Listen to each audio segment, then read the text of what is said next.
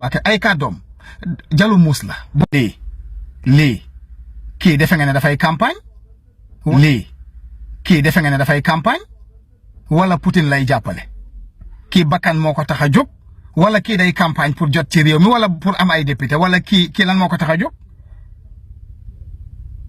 defe naa lii sosaluñ la ko defe naa su ma comprendre bu baax maanaam ñi ànd ak yow ñoo moom armée yi ñoo armé wu nii ba dëgër.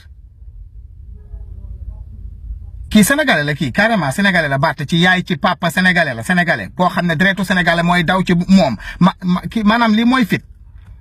yéen li ngeen jàppee fit maanaam kii dafa am fit maanaam kenn du ko tëj kenn mënalu ko dara maanaam lii mooy fit quand même yéen. à dire le vrai maanaam yéen ñi ànd ak moom je n'ai rien contre sa personne quand même mais lii mooy bëgg sa réew. tiire ci kaw askan wi maanaam yow deret moo lay dundal yow rey nàccal. moo jërëjëfe Sonko barke Serigne Touba Mbacke ay kàddoom jalu muus la.